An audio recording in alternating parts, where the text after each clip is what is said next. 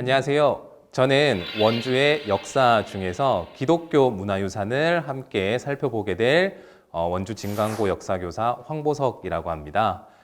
오늘 설명드릴 기독교 문화유산은 소위 저희가 이제 기독교라고 하면 그 교회나 개신교를 뜻하는 말이기도 한데요. 하지만 저희는 오늘 이번 시간에는 기독교, 그러니까 가톨릭과 그다음 개신교를 모두 포괄하는 의미에서 같이 그 기독교 관련 문화유산을 살펴보시도록 하겠습니다. 그래서 원주 지역을 중심으로 해서 그 근방에 가톨릭 문화유산과 그다음 개신교, 특히나 이 원주 지역에는 감리교를 중심으로 한 문화유산들을 같이 살펴보시면서 그 근대 시기에 어떻게 이 기독교가 강원도 쪽으로 넘어오면서 원주를 중심으로 하여 발전하게 되었었는지 같이 또 다양한 문화유산을 통해서 살펴보시도록 하겠습니다.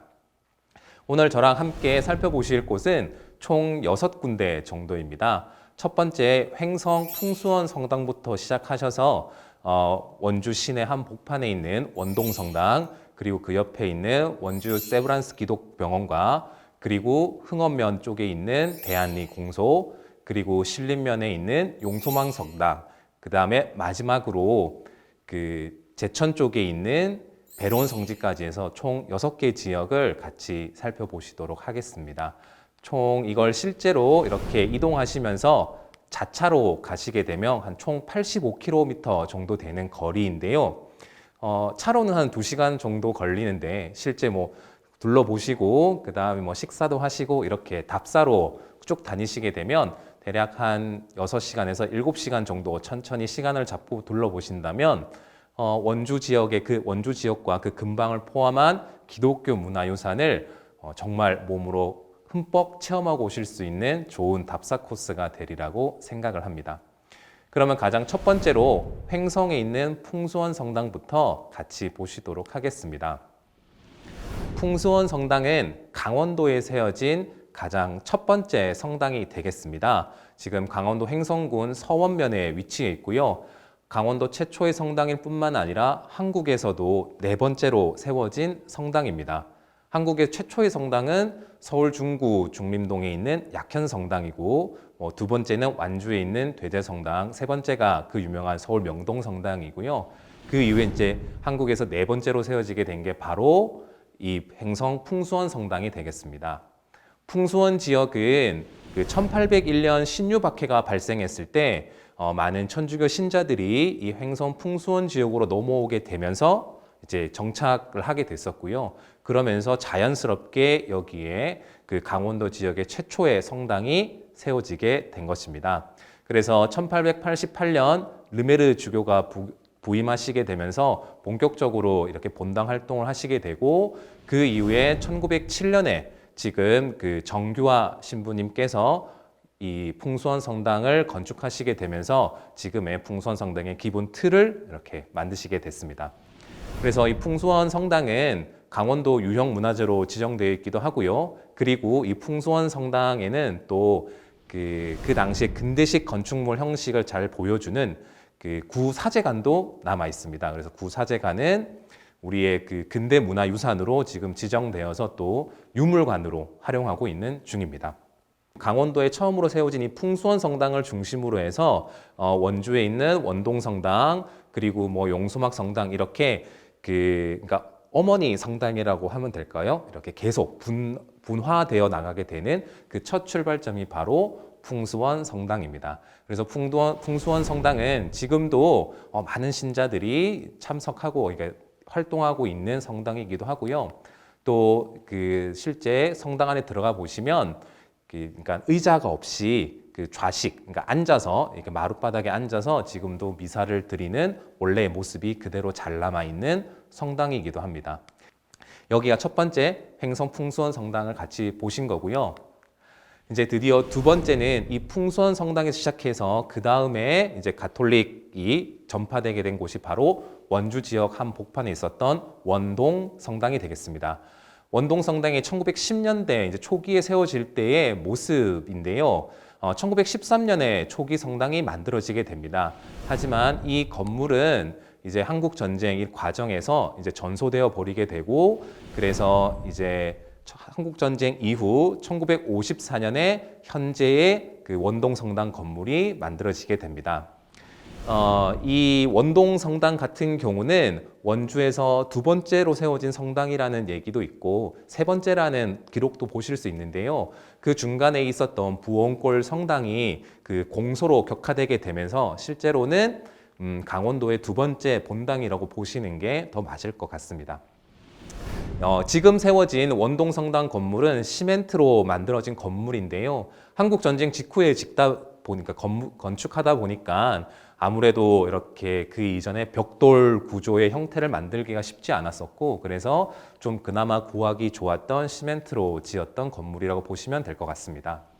원동성당은 그 무엇보다도 중요한 것이 바로 70년대 민주화의 성지 같은 곳이 원동성당이었습니다. 왜냐하면 그 1970년대 바로 지학순 다니엘 주교님이 여기에서 활동하시면서 1974년에 그 당시 박정희 정권에 항거하여 유신체제에 대한 반대를 표현하셨던 곳이 바로 이 원동성당이 되겠습니다.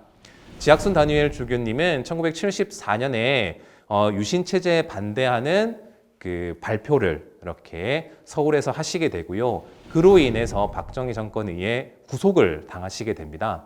그리고 나면 전국의 수많은 사제들이 이 원주로 올라와서 이 원동성당에서 300여 명이나 되는 신부님들이 모였다고 합니다. 그러면서 지학순 주교를 석방하라, 그리고 민주화를 만들어내자라고 말씀하시면서 천주교 정의구현 사제단을 결성하게 되는 매우 중요한 계기가 됐다고 합니다. 그리고 그 이후에는 결국 박정희 정권에서도 1975년 지학순 주교님을 풀어주게 되죠. 또 지학순 주교님이 1975년에 석방되시고 나서 원주 시가지를 이렇게 많은 신부님들과 혹은 시민들과 함께 행진하는 또 사진도 이렇게 기록으로 남아 있습니다. 이 사진의 그 오른쪽 표현을 보시면 원주 가명의 포종루도 보이는 것을 알 수 있습니다. 이렇게 해서 원동성당은 우리의 민주화의 성지였다, 이렇게 기억하시면 좋으실 것 같습니다. 그 다음에는 원동성당 그 바로 옆에 있는 원주 세브란스 기독병원을 같이 보시겠습니다. 이 원주 세브란스 기독병원을 중심으로 해서 그 주변은 이 개신교, 특히나 감리교가 이렇게 터전을 잡았던 곳이라고 이해하시면 되고요. 지금의 일산동 이 지역이 되겠죠. 원주 세브란스 기독병원은 1913년 서미감병원이라는 것부터 시작하게 됩니다. 그 서미감이라는 말은 스웨디시 감리교 병원이라는 말을 줄여서 서미감 병원이었다고 합니다. 그래서 대략 20여 년 정도 운영이 됐다가 결국 그 감리교회 측의 어떤 사정에 의해서 병원이 잠시 또 폐쇄되었었고 그 이후에 1959년에 원주 연합기독병원으로 다시 재건축을 하게 되면서 원주 기독병원의 역사가 다시 시작되게 됩니다. 그래서 조금 있다가 보실 문창모 박사님께서 이때 초대 병원장으로 부임하시면서 이제 기반을 잡는 데 큰 역할을 하게 되고요. 그 다음에 1976년에는 연세대와 이제 재단을 합병하게 되면서 이제 연세대학교 의과대학을 운영하게 됩니다. 그리고 2013년이 되면 지금의 원주 세브란스 기독병원이란 이름으로 지속적으로 강원도의 가장 큰 종합병원으로 발전해 나가고 있는 중입니다. 그래서 이 원주 세브란스 기독병원 그 옆에 있는 원주 연세대 그 의과대학 그 안쪽에 보시면 그 원주 기독교 의료 선교 사택이 아직도 잘 남아 있습니다.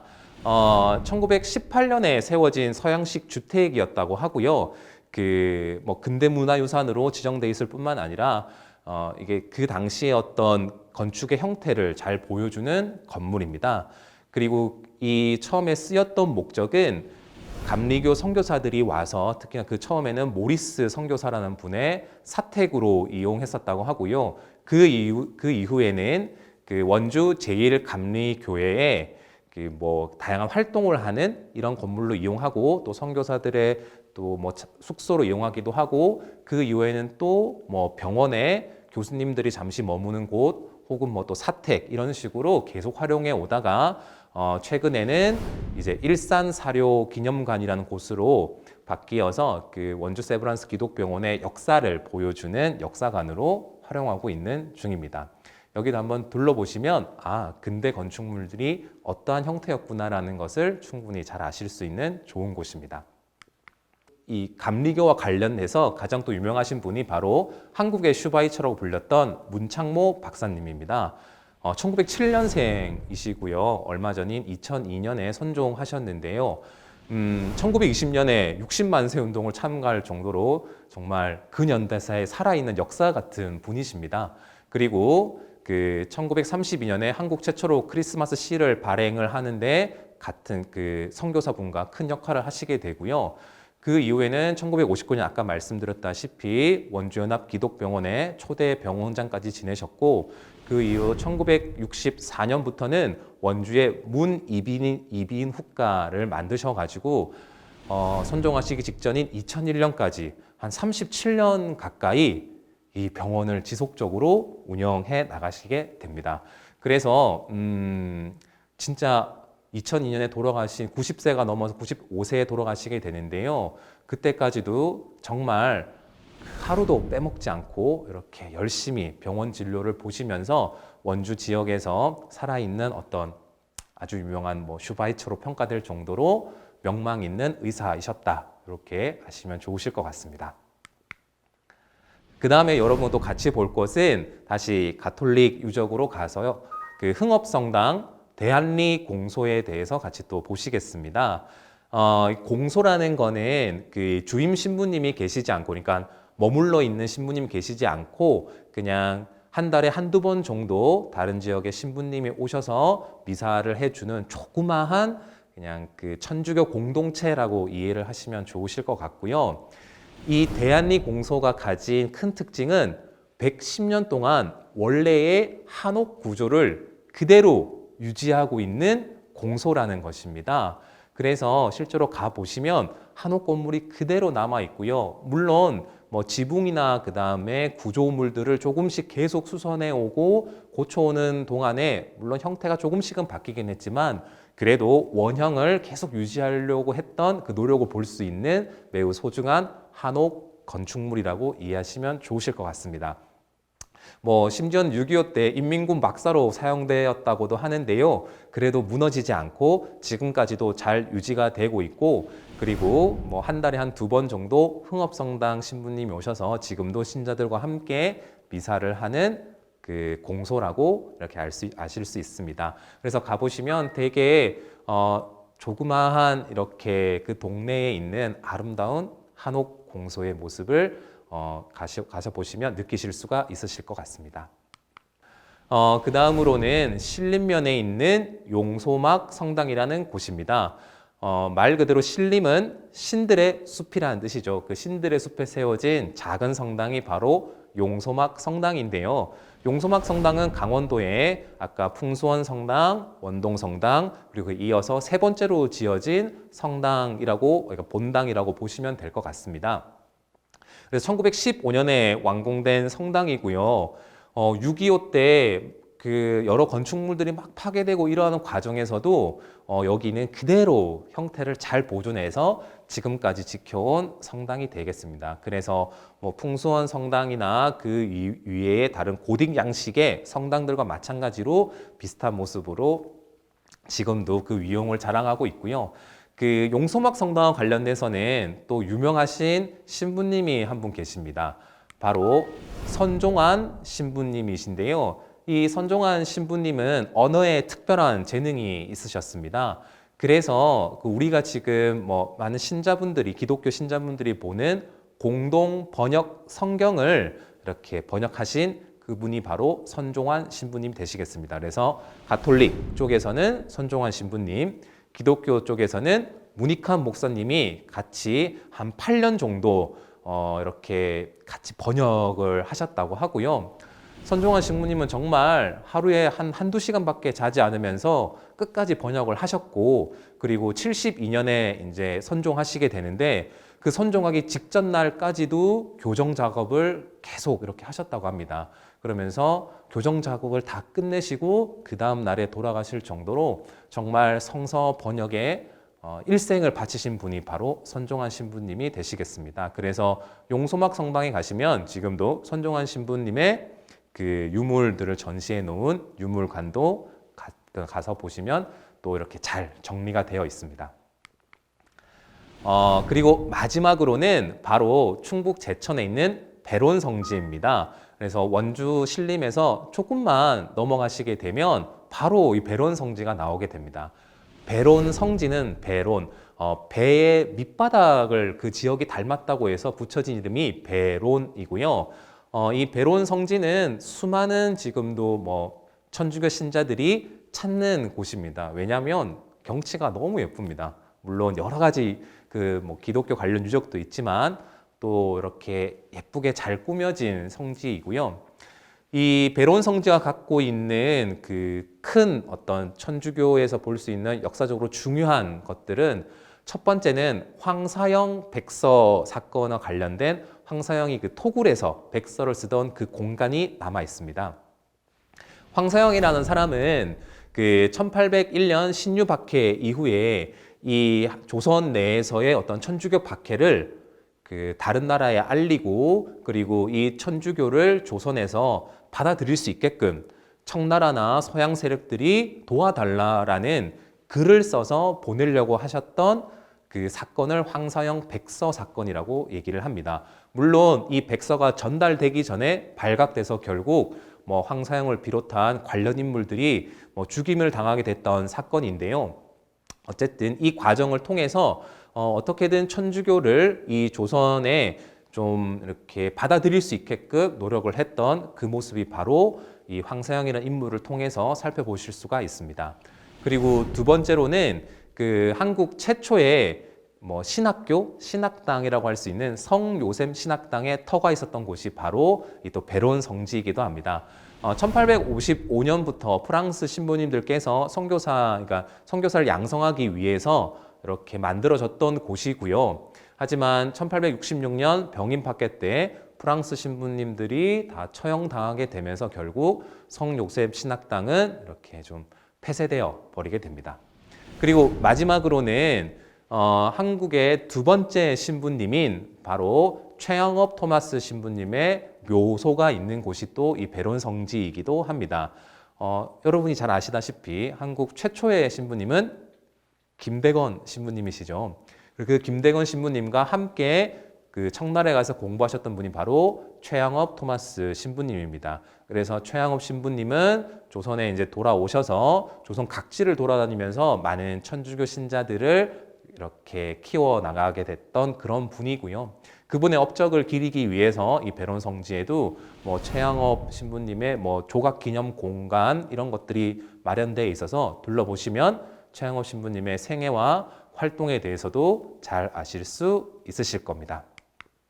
그리고 이렇게 계절마다 너무 이쁜 공간이 또 이 배론 성지인데요.